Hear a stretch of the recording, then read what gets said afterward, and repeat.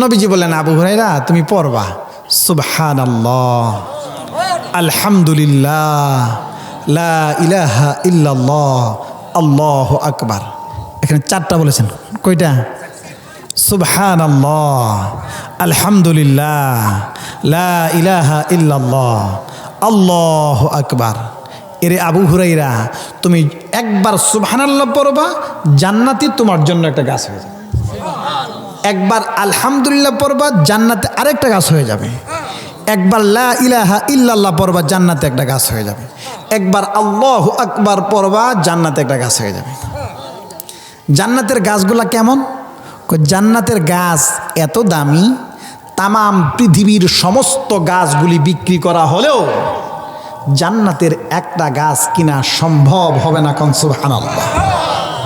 তাইলে যতক্ষণ পর্যন্ত মাহফিলে থাকবো ততক্ষণ পর্যন্ত সুবহানাল্লাহ আলহামদুলিল্লাহ বলতে কোনো ধরনের কার্পণ্যতা করব, কৃপণতা করব, অলসতা করব?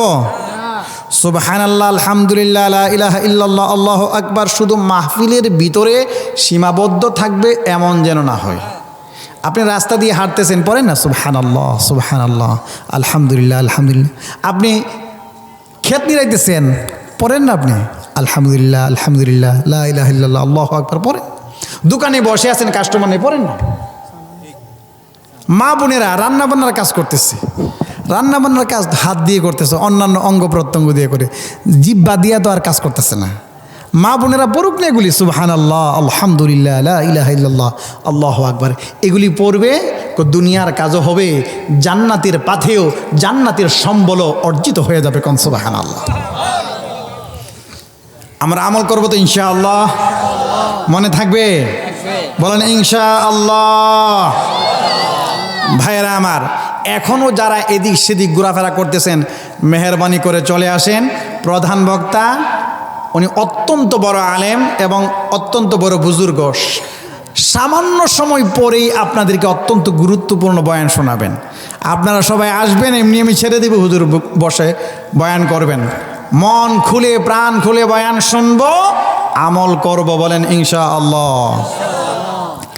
আমার তিলাওয়াতকৃত আয়াতের মধ্যে আল্লাহ রাব্বুল আলামিন বলেন, ইয়া আইয়ুহাল্লাযীনা আমানুত্তাকুল্লাহ। আল্লাহ তাআলা ঈমানদারদেরকে সম্বোধন করে বলতেছেন, ঈমানদারেরা ইত্তাকুল্লাহ, তোমরা আমি আল্লাহকে ভয় করো। কাকে ভয়? কাকে ভয় করার জন্য বলেছেন? আল্লাহকে ভয় করার জন্য। আল্লাহ বলেছেন ইত্তাকুল্লাহ, তোমরা আমি আল্লাহকে ভয় করো। এখন আপনি বলবেন, আল্লাহ আমি যদি আপনাকে ভয় করি তাহলে আমার লাভটা কি হবে? আল্লাহ তাআলা বলেন, শোনো না, তুমি যদি আমি আল্লাহকে ভয় করো তোমার অনেক ধরনের লাভ আছে। কোন সুবহানাল্লাহ। আল্লাহ বলেন, ওয়া মাইয়াত্তাকিল্লাহা ইয়াজআল লাহু মিন আমরিহি ইউসরা। বান্দা তুমি যদি আমি আল্লাহকে ভয় করে চলো, তোমার কত কাজ আছে সব কাজ আমি আল্লাহ সহজ করে দিব। এখন আপনি প্রশ্ন করবেন, আল্লাহ আমি যদি তোমাকে ভয় করে চলি আমার আর কি হবে? আল্লাহ বলেন, ওয়া মাইয়াত্তাকিল্লাহা ইউকাফির আনহু সাইয়্যাতিহি ওয়া ইউযিম লাহু আজরা।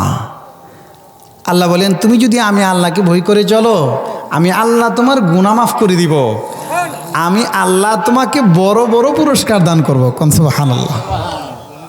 আপনি বলবেন, আল্লাহ আমি যদি আপনাকে ভয় করে চলি তাহলে আমার আর কি হবে? আল্লাহ বলেন, ওয়া মাইয়াত্তাকিল্লাহা ইয়াজআল লাহু মাখরাজা ওয়া ইয়ারযুকহু মিন হাইসু লা ইয়াহতাসিব। বান্দা তুমি যদি আমি আল্লাহকে ভয় করে চলো, তুমি কখনো কখনো বিপদে পড়ে যাও। তুমি যখন বিপদে পড়ে যাবে, বিপদ থেকে উদ্ধারের জন্য আমি আল্লাহ বিভিন্ন পথ খুলে দিব। সুবহানাল্লাহ। ওয়া ইয়ারযুকহু মিন হাইসু লা ইয়াহতাসিব। বান্দা জানো, আমি আল্লাহকে ভয় করে তুমি যদি চলতে পারো, আমি আল্লাহ তোমাকে এমন জায়গা থেকে রিজিকের ব্যবস্থা করে দিব যেই জায়গা থেকে রিজিক আসতে পারে বলে তোমার কোনো দিন কল্পনাও ছিল না, ধারণাও ছিল না। কোন সুবহানাল্লাহ। আপনি বলবেন, আল্লাহ আমি যদি তোমাকে ভয় করে চলি আমার আর কি হবে? আল্লাহ বলেন, আল্লাহু ওয়ালিয়ুল মুত্তাকিন। বান্দা তুমি যদি আমি আল্লাহকে ভয় করে চলো, আমি আল্লাহ তোমার অভিভাবক হয়ে যাব। আল্লাহু ওয়ালিয়ুল মুত্তাকিন। বান্দা আমি আল্লাহকে ভয় করে যদি তুমি চলতে পারো, আমি আল্লাহ তোমার বন্ধু হয়ে যাব। সুবহানাল্লাহ। আল্লাহ আমি যদি তোমাকে ভয় করে চলি আমার আর কি হবে? আল্লাহ বলেন ওয়ালাউ আন্না আহলাল কুরা আমানু ওয়াত্তাকাউ লাফাতাহনা আলাইহিম বারাকাতিম মিনাস সামাই ওয়াল আরদ। আল্লাহ বলেন শোনো শোনো, জনপদবাসীরা যদি ইমানদার হয়, ইমান আনে, জনগণ যদি ইমানটাকে মজবুত করে, দেশের জনগণ যদি ইমান মজবুত করে, দেশের জনগণ যদি আমি আল্লাহকে ভয় করে চলে, আমি আল্লাহ জনগণকে বলতেছি শোনো, ও আমার বান্দা বান্দিরা শোনো, আমি আল্লাহকে ভয় করে যদি তোমরা চলতে পারো, আমি আল্লাহ আসমানের বরকতের দরজাগুলি খুলে দিব, আমি আল্লাহ জমিনের বরকতের দরজাগুলি পর্যন্ত খুলে দিব। এখন আপনি প্রশ্ন করবেন, আল্লাহ আমরা যদি তোমাকে ভয় করে চলি তাহলে আর কি হবে? আল্লাহ বলে অনেক কিছু হবে। বান্দা শুন, উইদ্দাত লিল মুত্তাকিন। আসলে তুই যদি আমি আল্লাহকে ভয় করে চলিস, তোর নাম হবে মুত্তাকি। আর আমি আল্লাহ না জান্নাত বানাইছি তুই মুত্তাকির জন্য। কোন সুবহানাল্লাহ। তাইলে আমরা কি মুত্তাকি হতে চাই কি না? মুত্তাকি হইলেই জান্নাত পাওয়া যাবে, মুত্তাকি না হইলে জান্নাত পাওয়া যাবে না। তাইলে আমরা মুত্তাকি হতে হবে। মুত্তাকি মানে কি? আল্লাহ বিরু, আল্লাহকে ভয় করে চলতে হবে, আল্লাহর ভয় অন্তরে পয়দা করতে হবে। আল্লাহর ভয় যার অন্তরে থাকবে সে কোনো দিন সুদ খাইতে পারবে? এখন তুই কথা বলে না। যার অন্তরে আল্লাহর ভয় আছে সে সুদ খায়, যার অন্তরে আল্লাহর ভয় আছে সে ঘুষ খায়, যার অন্তরে আল্লাহর ভয় আছে সে মিথ্যা কথা বলে। বলে আল্লাহর ভয় যার অন্তরে থাকে সে কোনোদিন মিথ্যা কথা বলতে পারে না। পারে? কিন্তু আমরা মিথ্যা কথা বলি কি না? বলি। তাইলে বোঝা গেল আল্লাহর প্রতি আমাদের ভয় নাই।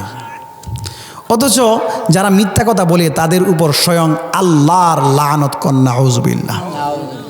আল্লাহ বলেন ফালানাতুল্লাহি আলাল কাযিবিন। মিথ্যাবাদীদের উপর স্বয়ং আল্লাহর লানত কন্যা। নাউযুবিল্লাহ। আল্লাহর লানত আবার কি? আল্লাহর লানত মানে হলো ইবাদ আনির রহমা। আল্লাহ রাব্বুল আলামিন কাউকে লানত করেন মানে হলো আল্লাহ তাআলা আল্লাহর রহমত থেকে তারে বঞ্চিত করে দেন, দূর করে দেন। কন্যা নাউযুবিল্লাহ। যেই ব্যক্তি মিথ্যা কথা বলবে, মিথ্যাবাদীদের উপরে আল্লাহর লানত। মিথ্যাবাদীদের উপরে আল্লাহর লানত মানে হলো মিথ্যাবাদী আল্লাহর রহমত থেকে বঞ্চিত থাকে। মিথ্যাবাদী কোনদিন আল্লাহর রহমত পাইতে পারে না। ঠিক কিনা বলে? মিথ্যা বলবো না ছাড়বো? কোনো ব্যক্তি যদি মিথ্যা কথা বলে, রহমতের ফেরেশতা তার সাথে থাকতে পারে না। আল্লাহর নবী বলেন ইযা কাযাবাল আবদু তাবাআদা আনহুল মালাকু মিলান মিন্নাতনি মা জাআ বিহি। আল্লাহর নবী বলেন কোন বান্দা যখন মিথ্যা কথা বলে, মিথ্যাটা বলতে দেরি হয়, সঙ্গে সঙ্গে আল্লাহর রহমতের ফেরেশতা ওই বান্দার কাছ থেকে 1 মাইল দূরে চলে যায়। কন্যা নাউযুবিল্লাহ। আপনি মিথ্যা কথা বলেন, আপনার সাথে ফেরেশতা থাকতে পারে না দুর্গন্ধের কারণে। কন্যা নাউযুবিল্লাহ। মিথ্যা বলবো? আল্লাহর নবী বলেন শোনো শোনো, প্রকৃত ইমানদার কোনোদিন মিথ্যা কথা বলতে পারে না। আল্লাহ নবী এক হাদিসের মধ্যে বলেন ইমানদার কখনো কখনো কাপুরুষ হইতে পারে, ইমানদার কখনো কখনো কৃপণ হইতে পারে, কিন্তু ইমানদার কোনোদিন মৃত্যু হইতে পারে না। কন্যা সুবহানাল্লাহ। কিন্তু দেখা যায় আমরা মিথ্যা আমাদের নিত্যদিনের সঙ্গী হয়ে গেছে। ঠিক না বেঠিক? ভাইরা আমার, বন্ধুরা আমার, মিথ্যা ছাড়তে হবে, মিথ্যা ছাড়তে হবে।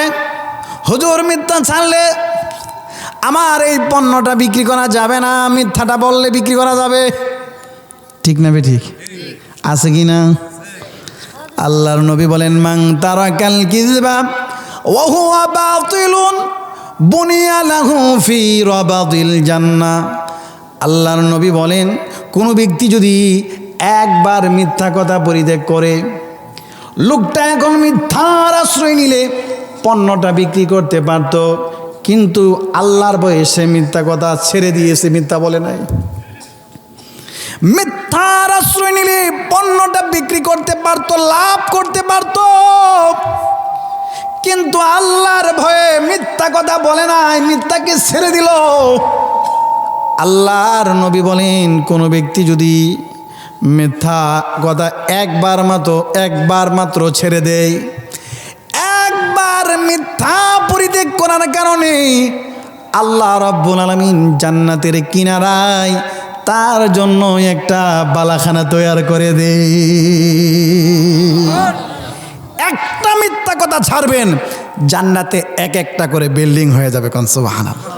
তাইলে আপনার জীবনে যতগুলা মিথ্যা বলার সুযোগ আসে, আর সুযোগ থাকা সত্ত্বেও মিথ্যাকে পরিত্যাগ করেন আল্লাহর ভয়ে, যতবার মিথ্যাকে ছাড়লেন ততটা বিল্ডিং জান্নাতের মধ্যে আপনার জন্য প্রস্তুত হয়ে গেছে। কোন সুবহানাল্লাহ। ভাইরা আমার, বন্ধুরা আমার, মিথ্যা বলবো না। আল্লাহর ভয় যার অন্তরে থাকে সে কোনোদিন মিথ্যা কথা বলতে পারে না। আল্লাহর ভয় যার অন্তরে থাকবে এই ব্যক্তি কোনো মানুষকে ঠকাইতে পারে না। পারে নাকি? আল্লাহর নবী বিশ্বনবী রাহমাতুল লিল আলামিন বাজারে গেলেন। আমার নবী বাজারে যা দেখেন এক যুবক সোনালি গম বিক্রি করেন। কি সুন্দর সুন্দর গম দেখা যায়। আমার নবী আস্তে আস্তেই ওই যুবকের কাছে গেলেন। যুবকের কাছে যাইয়া আমার নবী গমের স্তূপের ভিতরে নিজের হাত ঢুকায়া দিলেন। আমার নবী নিজের হাত মোবারকটাকে গমের স্তূপের ভিতরে ঢুকাইয়া কিছু গম তুলে আনলেন। নবী ডেকে ডেকে বলে, যুবক, ওপরের গমগুলা এত সুন্দর সোনালি গম, এত সুন্দর সুন্দর গম উপরে দেখা যায়, ভেতরের গমগুলা ভিজা ভিজা খারাপ নষ্ট দেখা যায়। আল্লাহর নবী যখন এই প্রশ্ন করলেন, যুবক ডেকে ডেকে বলে, নবী গো, বৃষ্টি এসেছিল ভিজে গেছে। আল্লাহর নবী ডেকে ডেকে বলে, যুবক, বৃষ্টি এসেছে, গম ভিজেছে, কিছুটা নষ্ট হয়েছে, কোনো সমস্যা নাই। সমস্যা হলো খারাপ গমগুলা, ভিজা গমগুলা ভিতরে দিয়া ভালো ভালো গমগুলা তুমি উপরে দিয়া যে ধোঁকাবাজির ব্যবসা করো, এটা হলো সমস্যা। রে সাহাবী যুবক, মান গাশশা ফালাইসা মিন্না। এ যুবক, যারা ধোঁকাবাজির ব্যবসা করে, মানুষকে ঠকায় ঠকায় ব্যবসা করে, আমি রাহমাতুল লিল আলামিন ঘোষণা দিয়ে দিলাম, এই লোকগুলা আমি নবীর উম্মত হতে পারে না। এই ধোঁকাবাজির ব্যবসা আমাদের মধ্যে আছে কিনা? ভাইরা আমার, বন্ধুরা আমার, ধোঁকাবাজির ব্যবসা করা যাবে না। দুধের মধ্যে পানি মিশিয়ে বিক্রি করা যাবে না। আল্লাহর ভয় যার অন্তরে থাকবে সে কোনোদিন দুধের মধ্যে পানি মিশিয়ে বিক্রি করতে পারে না। হযরতে ওমর রাদিয়াল্লাহু তাআলা আনহু তামাম পৃথিবীর অর্ধ পৃথিবীর শাসনকর্তা ওমর, রাতের বেলা ছদ্মবেশে বেরিয়ে যাইতেন জনগণ কোন অবস্থায় আছেন খোঁজ খবর নেওয়ার জন্য। কন্যা সুবহানাল্লাহ। হযরতে ওমর খোঁজ খবর নিতে নিতে ক্লান্ত হয়ে এক বাড়ির সামনে বসে গেলেন। এমন সময় ভিতর থেকে আওয়াজ আসতেছে, মা আর মেয়ের কণ্ঠ ভেসে আসতেছে। মা তার মেয়েকে বলতেছে, জলদি করে ঘুম থেকে উঠ, ঘুম থেকে উঠে দুহনকৃত দুধের মধ্যে পানি মিশায়া দে। মেয়েটা বলতেছে, মা গো, ও মা, খলিফাতুল মুসলিমিন ওমর নিষেধ করেছেন দুধের মধ্যে পানি মিশাই বিক্রি করতে, আমি দুধের মধ্যে পানি মিশাইতে পারবো না। মা বলতেছে, এখানে কি উমর আছে নাকি? উমর কি আমাদের ঘরে খাবার আইনা দিব নাকি? আমরা অভাবী মানুষ, পানি যদি না মিশাই তাহলে সংসার চলবে না, আয় উন্নতি হবে না। মেয়েটা বলতেছে, মা গো, যত কথাই বলো না কেন আমি দুধের মধ্যে পানি মিশাইতে পারবো না। এমন সময় মা বলতেছে, না, তাড়াতাড়ি করে তুমি দুধের মধ্যে পানি মিশাইয়া দাও। মেয়েটা বলতেছে, মা গো, ওমর নিষেধ করেছেন, আমি পারবো না। এমন সময় মা বলতেছে, ওমর কি এখানে দাঁড়ায় আছে নাকি? উমর বলতেছে, মা বলতেছে, উমর কি এখানে দাঁড়ায় আছে নাকি? আসলে উমরে দাঁড়ায় আছে কিনা? আছে কিনা? বুঝতেছেন না কথা? আসলেই তো আছে। মা বলতেছে, এখানে কি উমর দাঁড়ায় রয়েছে? এমন সময় মেয়েটা বলতেছে, মা গো, এখানে উমর না থাকতে পারে গো মা, কিন্তু উমরের প্রভু তোমার আমার প্রভু আল্লাহ কিন্তু আছে। আছে কিনা? ওহু মাআকুম আইনামা কুনতুম। মেয়েটা ডেকে ডেকে বলতেছে, মা গো, ও মা, ওমর যে আল্লাহর জন্য বলেছেন ওই আল্লাহ তো আছে গো মা। ওমরের চোখে ফাঁকি দেওয়া সম্ভব, কিন্তু আল্লাহর চোখে ফাঁকি দেওয়া সম্ভব না। মাগো, দুনিয়ার সাধারণ অভাব অনটনের দুঃখ কষ্ট সহ্য করা সম্ভব, কিন্তু জাহান্নামের আগুন সহ্য করা সম্ভব না। মাগো, আমি পারবো না দুধের মধ্যে পানি মিশাই দিই। কন্যা সুবহানাল্লাহ। ওমর রাদিয়াল্লাহু তাআলা আনহু সাথে ছিলেন আসলাম রাদিয়াল্লাহু তাআলা আনহু। ওমর ডেকে ডেকে বলে, আসলাম, এই বাড়ির নাম্বার লিখে রাখো, চলো চলো বাড়িতে চলো। বাড়িতে যাইয়া সকালবেলা হযরত ওমর আসলামকে দিয়ে খবর পাঠাইলেন, ওই মা আর মেয়েকে আমার দরবারে উপস্থিত করো। মা আর মেয়েকে ওমরের দরবারে উপস্থিত করানো হলো। ওমর এবার ওই বৃদ্ধা মহিলাকে ডেকে ডেকে বলেন, ও মহিলা শোনো, আমি খলিফাতুল মুসলিমিন ওমর, তামাম পৃথিবীর অর্ধ পৃথিবীর শাসনকর্তা আমি ওমর। আমি ওমরের 3 জন ছেলে আছে, একজনের নাম হলো আব্দুল্লাহ, আরেকজনের নাম হলো আব্দুর রহমান, আরেকজনের নাম হলো আসেম। এ মহিলা শোনো, আমার আব্দুল্লাহ আর আব্দুর রহমান বিবাহিত, আমার ছেলে আসেম অবিবাহিত। ওরে মহিলা, আমার আসেমের জন্য তোমার মেয়ের বিয়ের প্রস্তাব দিলাম, বলো বলো এই প্রস্তাবে তুমি রাজি আছো কিনা? এমন সময় ওই বৃদ্ধা মহিলা রেখে রেখে বলে, ওগো ওমর, আল্লাহ রাব্বুল আলামিন আপনাকে দয়া করে মায়া করি তামাম পৃথিবীর অর্ধ পৃথিবীর শাসনকর্তা বানিয়েছেন। এরে ওমর, আল্লাহ রাব্বুল আলামিন আপনাকে তামাম পৃথিবীর অর্ধ পৃথিবীর শাসনকর্তা বানিয়েছেন, এই জন্য আমার মতো সাধারণ গোয়ালিনীর সঙ্গে আপনি মস্কারি করেন না। এমন সময় ওমর ডেকে ডেকে বলে, মহিলা শোনো, আল্লাহর কসম করে বলি তোমার সাথে মস্কারি করি না, সত্যিকার অর্থে আমি আমার ছেলেকে দিয়ে তোমার মেয়েকে বিয়ে করাতে চাই, বলো তুমি প্রস্তাবে রাজি আছো কিনা? মহিলা ডেকে ডেকে বলে, ও ওমর, তামাম পৃথিবীর অর্ধ পৃথিবীর শাসনকর্তার ছেলে একজন সাধারণ গোয়ালিনীর মেয়েকে বিয়ে করতে পারে না, এটা মানাই না, এটা সাজে না। এমন সময় ওমর ডেকে ডেকে বলে, ও মহিলা শুনো, তোমার মেয়ে একজন সাধারণ গোয়ালিনীর মেয়ে হইতে পারে, কিন্তু তোমার মেয়ের অন্তরের মধ্যে আল্লাহর ভয় আছে। আর যে মেয়ের অন্তরের মধ্যে আল্লাহর ভয় থাকবে, এই মেয়েটা যেই ঘরের পুত্রবধূ হবে, আল্লাহ রাব্বুল আলামিন ওই ঘরের মধ্যে 24 ঘন্টা রহমত বরকত নাজিল করবে। ভাইরা আমার, আল্লাহর ভয় যার অন্তরে থাকবে সে কোনোদিন মানুষকে ঠকাইতে পারে? ভাইরা আমার, বন্ধুরা আমার, আমরা অনেকে আছি আবার ওজনে কম দেয়, আছে কিনা? ওজনে কম দেয়, ওজনে কম দেয়। আল্লাহ বলেন, ওয়াইলুল লিল মুতাফফিফিন, যারা ওজনে কম দেয় এদের ধ্বংস অনিবার্য। ওজনে আমরা অনেকেই কম দেই। একটা ঘটনা আপনাদেরকে শোনাই। শুআইব আলাইহিস সালামের উম্মতদেরকে শুআইব পয়গম্বর বুঝাইতেছেন, ও উম্মতেরা, মূর্তি পূজা ছাড়ো, মূর্তি পূজা ছাড়ো। আর তোমরা ওজনে কম দিও না, ওজন ঠিকঠাকভাবে দিও। শুআইব নবীর উম্মতেরা বেশি সংখ্যক ব্যবসায়ী মানুষ ছিল।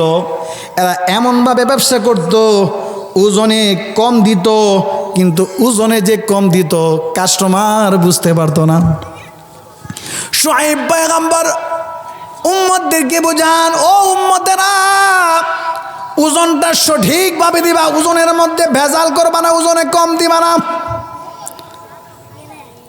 ওই শুআইব নবীর উম্মতেরা শুআইব নবীকে ডেকে ডেকে বলে, ও পয়গম্বর, এতদিন পর্যন্ত নামাজ রোজার কথা বলেছেন, আমরা কিচ্ছু বলি নাই, আমরা মানছি না মানছি, কিন্তু এখন তো দেখতেছি নামাজ রোজার কথা বলতে বলতে আমাদের ব্যবসা নিয়েও নাক গলাইতেছেন। এ পয়গম্বর শুআইব, আমাদের ব্যবসা নিয়ে কোনো কিছু বলবেন না, আমাদের ব্যবসা নিয়ে যদি কিছু বলেন আপনার কিন্তু খবর আছে। কন্যা নাউজুবিল্লাহ। পয়গম্বর শুআইব নবীর সাথে তারা বেয়াদবি করেছে। আল্লাহ রাব্বুল আলামিন এদের জন্য জাহান্নামে কঠিন শাস্তি রাখছে। তবে দুনিয়াতেও আমার আল্লাহ তাদেরকে একটু শাস্তি দিছে। শাস্তিটা কি জানেননি? আমার আল্লাহ রাব্বুল আলামিন ওই উম্মতের উপর গরমের আযাব চালু করে দিয়েছেন। কন্যা নাউজুবিল্লাহ। গরম আর গরম, ঘরের ভিতরে গরম, বাহিরেও গরম। গরমে মানুষগুলো অস্থির হয়ে যাচ্ছে, মানুষগুলি গরম আর সইতে পারতেছে না। যেথায় যায় সেথায় শুধু গরম আর গরম। গরমে মানুষগুলা কেমন যেন হয়ে যাচ্ছে, মানুষগুলি আর বরদাস্ত করতে পারতেছে না। এইভাবে একদিন নয়, 2 দিন নয়, 3 দিন পর্যন্ত গরমের আযাব। কই দিন? 3 দিন পর্যন্ত সামান্য একটু স্বস্তি, সামান্য একটু আরাম শরীরের মধ্যে লাগে না, সইতে পারতেছে না। মানুষগুলো যেন কেমন ছুটাছুটি করতেছে, মানুষগুলা কেমন যেন অস্থির হয়ে পড়তেছে। 3 দিন পরে আমার আল্লাহ রাব্বুল আলামিন এক জায়গার মধ্যে একটা মেঘমালা দিয়া দিছে। মেঘমালা দেখা যায়, মেঘমালা দেখা যায়। তখন একজন আরেকজনকে ডেকে ডেকে বলে, ও ভাইরা, ও আমার গোষ্ঠীর লোকেরা, ও অমুক গোষ্ঠীর লোকেরা, ও পূর্ব কৃষ্ণনগরের লোকেরা, পশ্চিম কৃষ্ণনগরের লোকেরা, আশরাফপুরের লোকেরা, আয় আয় আয়, এখন আর কোনো টেনশন নাই, আর গরম লাগবে না, এবার বৃষ্টি আসবে। দেখ দেখ মেঘমালার নিচে কত সুন্দর হাওয়া, কি সুন্দর আরাম আয়েশের বাতাস, কি এসির হাওয়া চালু হচ্ছে। একজন আরেকজনকে ডেকে ডেকে বলতেছে, আয় আয়, আর গরম লাগবে না, আমাদের গরম শরীরটা, আমাদের অস্থির শরীরটা এখন ঠান্ডা হয়ে যাবে, শান্ত হয়ে যাবে, আরাম হবে। এখনই বৃষ্টি হবে, বৃষ্টির পানিতে ভিজবো, 3 দিনের কষ্ট আমাদের লাঘব হয়ে যাবে, 3 দিনের কষ্ট আমাদের দূর হয়ে যাবে। একজন আরেকজনকে ডেকে ডেকে আনলেন। সবাই যখন মেঘমালার নিচে আইসা হাজির হয়ে গেছে, এমন সময় আমার আল্লাহ রাব্বুল আলামিন একটা বৃষ্টি দিয়েছেন। কিন্তু ওই বৃষ্টিটা বাবা পানির বৃষ্টি না, ওই বৃষ্টিটা হয়েছে আগুনের বৃষ্টি। আমার আল্লাহ ওই মেঘমালা থেকে আগুন বর্ষণ করাইয়া এদেরকে জ্বালিয়ে পুড়িয়ে ধ্বংস করে দিয়েছে। কন্যা নাউযুবিল্লাহ।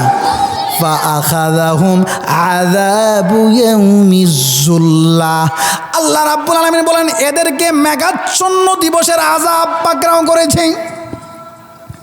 ভাইরা আমার, বন্ধুরা আমার, এই জন্য আমরা কেউ ওজনে কম দিব না, ওজনে কম দিব না, ধোঁকাবাজির ব্যবসা করব না, মিথ্যা কথা বলবো না, গীবত শিকায়ত করব না, আমরা সুদ খাইব না। রাজি আছেন নি? এখন দের কথা, সুদ খাইব না, রাজি আছেন নি? না না না, সুদ খাইব না, বলেন না ইনশাআল্লাহ। নাকি খাইবেন? সুদ খাইবেন? আসলে যারা সুদ খায় এরা প্রকৃত অর্থে ইমানদার দাবি করার অধিকারও নাই। এখন আপনি বলবেন যে হুজুর মনে হয় আপনি রাগ করে কথাটা বলেছেন। শুনেন কোরআনে কারীম থেকে আল্লাহ বলেন, ইয়া আইয়ুহাল্লাযীনা আমানুত্তাকুল্লাহ, এই ইমানদারেরা আমি আল্লাহকে ভয় করো। ওয়াযারু মা বাকিয়া মিনার রিবা, আল্লাহ বলেন সুদের বকেয়া ছাড়ো, সুদ ছাড়ো, সুদ ছাড়ো।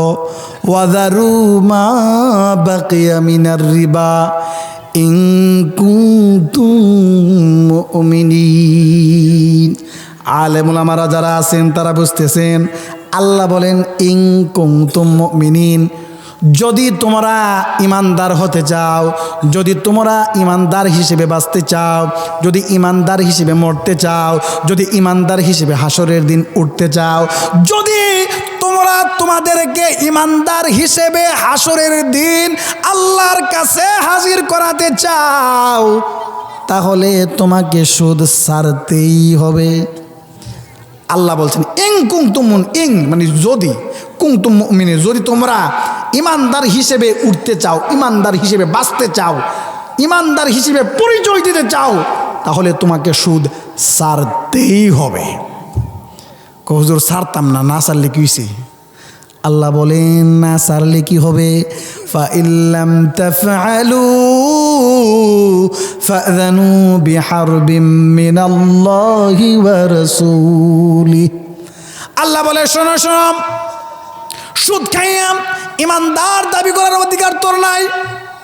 এ বান্দা, ইমানদার হিসেবে পরিচয় দিতে চাইলে, ইমানদার হিসেবে দুনিয়ায় থাকতে চাইলে, ইমানদার হিসেবে মরতে চাইলে, ইমানদার হিসেবে আমি আল্লাহর কাছে আসতে চাইলে সুদ তোকে ছাড়তেই হবে। এরপরেও যদি বান্দা সুদ না ছাড়িস, আমি আল্লাহ তোরে বয়লা দিলাম ফাযানু বিহারবিম মিনাল্লাহি ওয়া রাসূলিহি, তাইলে শোন শোন, আমি আল্লাহর বিরুদ্ধে, আমার রসুলের বিরুদ্ধে যুদ্ধের জন্য তুই প্রস্তুত হয়ে যা। কন্যা নাউযুবিল্লাহ। আচ্ছা, আল্লাহর বিরুদ্ধে, রাসূলের বিরুদ্ধে যুদ্ধ করার মতো দুঃসাহস আর শক্তি সামর্থ্য আমাদের আছে? আছে? নাই। তাইলে আমরা সুদ খাইব না, বলেন ইনশাআল্লাহ। ঘুষ খাইব না, ঘুষও খাইব না। ভাইয়েরা আমার, আমরা মুত্তাকি হতে হবে, পরহেজগার হতে হবে। আল্লাহ বলেছেন ইয়া আইয়ুহাল্লাযীনা আমানুত্তাকুল্লাহ, এ ইমানদারেরা আমি আল্লাহকে ভয় করো। এরপরে আমার আল্লাহ রাব্বুল আলামিন বলেন ওয়া কুনু মা'আস সাদিকিন। আল্লাহ বলে শোনো ও বান্দা, তোর ভিতরে তখনই আমি আল্লাহর ভয় আসবে যখন তুই সত্যবাদীদের সংস্রব অবলম্বন করবি, আল্লাহওয়ালাদের সংস্রব অবলম্বন করবি। তুই যখন ভালো মানুষের সংস্রব অবলম্বন করবি, মুত্তাকি লোকের সংস্রব অবলম্বন করবি, তখন আস্তে আস্তেই তুই বদকারের অন্তরের ভিতরেও আমি আল্লাহর ভয় আস্তে আস্তে পয়দা হতে থাকবে। কন্যা সুবহানাল্লাহ। আল্লাহ বলেছেন আল্লাহকে ভয় করার জন্য। তো আল্লাহর ভয়টা আসবে কিভাবে, সেই পথ আর পদ্ধতিটাও বলে দিয়েছেন যে শোন, তুই যদি সত্যবাদীদের সংস্রবে থাকিস, ভালো মানুষের সংস্রবে থাকিস, তাইলে আস্তে আস্তে তোর অন্তরের ভিতরে আল্লাহর ভয় চলে আসবে। কোন সুবহানাল্লাহ। সোহবতে সালেহ তোরা সালেহ গুনাদ, সোহবতে তালেহ তোরা তালেহ গুনাদ। আপনি ভালো মানুষের সঙ্গে চললে আপনি ভালো হবেন, খারাপের সঙ্গে চললে খারাপ হবেন। একজন মুত্তাকি পরহেজগার আলেমের সাথে চললে আপনি মুত্তাকি হয়ে যাবেন। ঠিক না বে ঠিক? মানুষ যেই পরিবেশে থাকে সেই পরিবেশের প্রভাব তার মধ্যে অবশ্যই অবশ্যই কিছু না কিছু পড়ে কি না? পরিবেশের প্রভাব যে পড়ে, এই বিষয়টাকে বোঝানোর জন্য বিশ্বকবি আল্লামা শেখ সাদী রহমতুল্লাহি আলাইহি একটা ছোট্ট ঘটনা বলেছেন। সেই ঘটনা দিয়া এই বিষয়টা বুঝাইছেন। গিলে খুশবো এদার হাম্মা মেরুজে रसीदज दस्ते महबूबे बदस्तम बदू गुफ्तम के मशकिया अबीरी के अजबूए दिलावीज़े तुमस्तम बगुफ्ता मन गिले ना चीज़े बूदम वलेकिन मुद्दते बागुल नशस्तम जमले हम नशीदर मन असरगार वगर नामन हुमा खाकम के हस्तम। বাইরা আমার বন্ধুরা আমার গভীর মনোযোগ, আল্লামা শেখ সাদী রহমতুল্লাহি আলাইহি একদিন গোসলখানার মধ্যে গেলেন।